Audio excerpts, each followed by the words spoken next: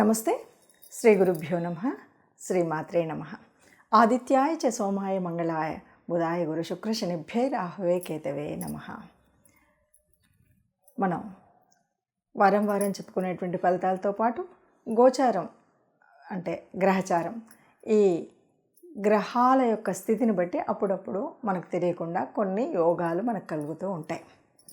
అందులో ఇప్పుడు ప్రస్తుతం జూన్ మాసంలో 15వ తారీఖు నుండి 29 వరకు బుధ ఆదిత్య యోగం కలగబోతుంది.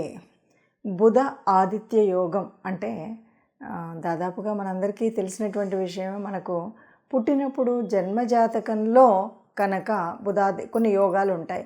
కొంతమందికి చాలా యోగాలు కలిసి వస్తాయి, కొంతమందికి యోగాలు అంతగా ఉండవు. ఇలా మనకి బుధాదిత్య యోగం అనేటువంటిది జన్మ కుండలిలో ఎవరికైనా ఉన్నట్టయితే ఈ సమయంలో వారికి ఇక పట్టిందల్లా బంగారంలాగా చాలా బాగా ప్లస్ అవుతుంది.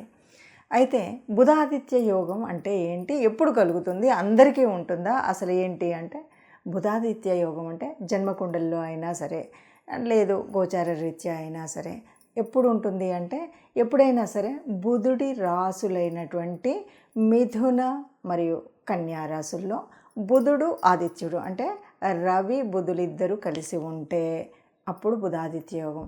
అలాగే రవి రాసులైనటువంటి సింహం, అలాగే రవి ఉచ్చలో ఉన్నటువంటి మేషరాశి, వీటిలలో గనక బుధుడు రవి ఇద్దరు కలిసి ఉంటే దాన్ని బుధాదిత్య యోగం అంటారు. ఈ బుధాదిత్య యోగం వల్ల ఎలా ఉంటుంది, ఏమవుతుంది అంటే చక్కగా ఫైనాన్షియల్ ట్రబుల్స్ ఏమీ లేకుండా ఫైనాన్షియల్గా చాలా బాగుంటుంది. వీటితో పాటు మనకు కావాల్సినటువంటి అంటే ఏ క్లియర్ కట్ నిర్ణయాలు తీసుకోవాలన్నా ఒక ఆలోచన విధానం, ఎందుకంటే బుధుడి యొక్క ఆలోచన అంతా కూడా యాక్టివ్గా ఉంటుంది. రవి యొక్క ఆ రాజసం అది ఏదైతే ఉందో దానివల్ల ఉద్యోగాల్లో ఉన్నతం, ఇలాంటివన్నీ కూడా బుధాదిత్య యోగం వల్ల ఇటు ఆర్థికంగా కానీ అటు సమాజంలో కూడా ఒక పేరు ప్రఖ్యాతులతో ఉండే విధంగా కానీ బుధాదిత్య యోగం అన్నటువంటిది కలగచేస్తుంది. మరి ఇలా బుధాదిత్య యోగం జన్మకుండల్లో ఉన్నటువంటి వారందరికీ కూడా ఇప్పుడు కలిసి వచ్చే కాలం అన్నాం. మరి అలా లేదు, యోగం లేదు, బుధాదిత్య యోగం మన జన్మకుండల్లో లేదు. మరి ఇప్పుడు ఎట్లా అంటే కొన్నిసార్లు ఎలా ఉంటుంది అంటే మనకి ఇలా గోచార రీత్యా ఉన్నప్పుడు మన జన్మకుండలిలో బుధాదిత్య యోగం లేదు కాబట్టి ఇలా మనకు గోచార రీత్యా వచ్చేటువంటి వాటిని మనం కొంత ఆ ఫలితాన్ని పొందడానికి మన యొక్క రాశి ఏ రాశిలో పుట్టినా సరే కొంత ఆ యోగాన్ని యాక్టివేట్ చేసుకోవడానికి కొన్ని పద్ధతులు ఉంటాయి. అంటే మనం ఎవరిని ప్రార్థించాలి, ఏ గ్రహాన్ని స్తుతించాలి, ఏం పనులు చేయాలి, దానివల్ల ఎలా యాక్టివేట్ అవుతుందని. ఇది యాక్టివేట్ అవ్వడం వల్ల ఏమవుతుంది అంటే ఒక్కొక్కసారి మనకు చెడు యోగాలున్నా వాటిని పక్కకు తోయడం, అలాగే ఈ బుధ ఆదిత్య యోగాన్ని మనం కొంత ఒడిసి పట్టుకొని మనం ఆ ఫలితాన్ని కొంత మనం పొందడానికి అవకాశం ఉంటుంది. ఎలాగూ జన్మకుండల్లో లేదు కాబట్టి ఈ ఉన్నటువంటి ఈ అవకాశాన్ని సద్వినియోగం చేసుకోవడం కోసం మనం కొన్ని పనులు చేస్తే కనుక ఈ బుధాదిత్య యోగం అనేటువంటిది మనకు కలుస్తుంది. ఎందుకంటే జనరల్గా మనకి ఎప్పుడు ఎలా ఉంటుందంటే బుధాదిత్య యోగం లేకపోతే ఈ గురుబలం ఇలాంటివి మనం చెప్తుంటాం. ఇలా ఉన్నటువంటి వాళ్ళకి ఏది పట్టినా మాది బంగారంలా మారుతుందని, ఏ పని చేసినా దాంట్లో విజయం సాధిస్తారు అనేటువంటిది మనకు తెలిసినటువంటి సంగతి. కాబట్టి ఇప్పుడు గోచార రీత్యా జూన్ 15 నుండి 2024 జూన్ 15 నుండి 29 వరకు ఈ బుధాదిత్య యోగం ఉంది. అంటే కేవలం 15 రోజుల్లో వచ్చేదానికోసం ఇంతనా అని అనకండి. దీని ఫలితం అంటే ఇప్పుడు మనం ఇప్పుడు వేసేటువంటి బీజం పెరిగి పెద్దదవడం, ఓ మంచి పని మొదలు పెడుతున్నాం, ఓ మంచి కార్యం మొదలు పెడుతున్నాం, ఓ మంచి వ్యాపారం మొదలు పెడుతున్నాం, మంచి వృత్తిలో మనం సాగబోతున్నాం, ఇదంతా కూడా దీని ఫలితం ముందు ఉంటుంది. అయితే ఇప్పుడు వచ్చేటువంటి కొంత మనం ఏమంటాము తాత్కాలికమైనటువంటి ప్రయోజనాలైనా కనీసం 5 నెలల వరకు సుభిక్షంగా ఉండగలుగుతారనమాట. అందుకోసం మనం ఈ బుధాదిత్య యోగం మనకు లేకపోయినప్పటికీ కూడా గోచార రీత్యా వస్తున్నటువంటి వాటిని మనం ఎలా వడిసిపట్టుకోవాలి అన్నది మనం చివర్లో దాని యొక్క ఏ గ్రహాన్ని పూజించాలి, ఎవరిని పూజించాలి అన్నది తెలుసుకుందాం. అంటే ఒక పరిహారంగా ఆ విషయాన్ని కూడా చేసినట్టయితే బాగుంటుంది. ధనుసు రాశి వారికి ఎలా ఉంటుంది అంటే కనుక ధనుసు రాశి వారికి ఎక్స్పాన్షన్ ఆఫ్ బిజినెస్ అని మనం తప్పకుండా చెప్పొచ్చు. అంటే బుధాదిత్య యోగం ప్రకృతి పరంగా గోచార రీత్యాగా కలుగుతున్నటువంటి ఈ బుధాదిత్య యోగం వల్ల ధనుసు రాశి వారికి వ్యాపారంలో చక్కటి అభివృద్ధి జరిగేటువంటి స్థితి అయితే ఉంటుంది. మంచి వ్యాపారానికి కానీ ఉద్యోగానికి కానీ ఇప్పుడు మంచి టైం అన్నమాట. మంచి అవకాశాలు వస్తాయి.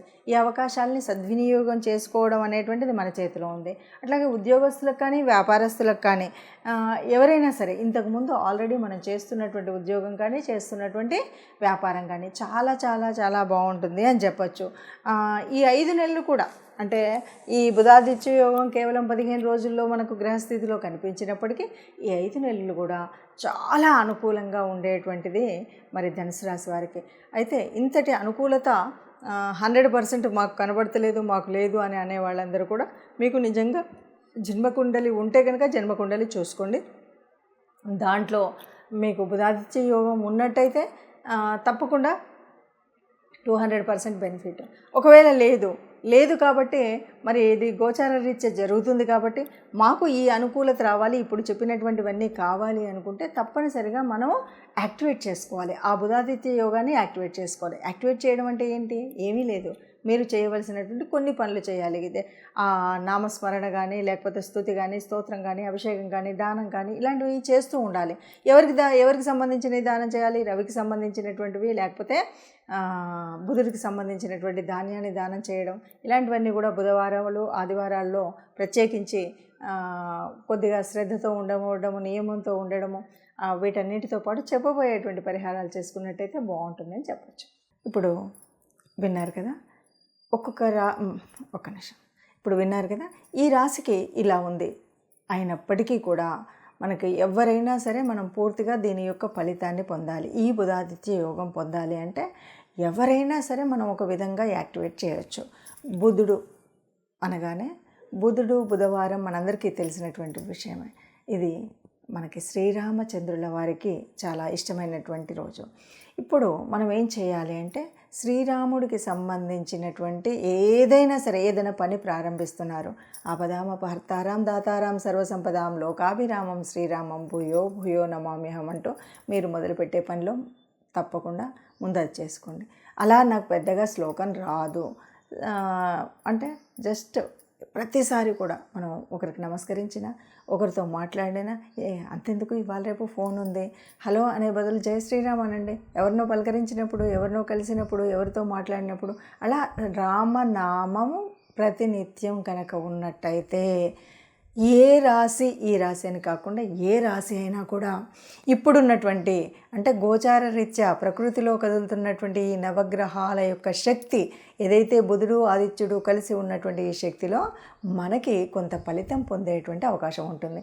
ఇది ఎంతవరకు ఎలా ఉంటుందంటే మనం చేసేటువంటి సాధనను బట్టే, మనం చేసేటువంటి ఈ రామనామ జపం అనుకోండి, లేదా ఆదిత్య యోగం, మనం బుధ ఆదిత్య యోగం అన్నాం కదా, ఆదిత్యుడికి సంబంధించినటువంటిది. ఆదిత్యుడు అంటే సూర్యుడికి సంబంధించినటువంటి సూర్య నమస్కారాలు చేయడం, ఆదిత్య హృదయం వినడం, లేకపోతే రవి యొక్క నామాలని నిత్యం పొద్దున్న లేవగానే సూర్య నమస్కారం చేసినప్పుడు రవి నామాల యొక్క స్తుతి చదవడం, ఇలా రవికి సంబంధించినటువంటిది, బుధుడికి సంబంధించినటువంటివి మనం శ్లోకాలు చదువుకోవడం. బుధుడు రవి 2 గ్రహాలుగా చెప్పిన ఇద్దరికి సంబంధించినంత వరకు శ్రీరామచంద్రుడిని ఆరాధ్య దైవంగా లేదా మనం ఇష్టదైవంగా పూజించడం అనేటువంటిది మనం చేయవలసినటువంటి పని.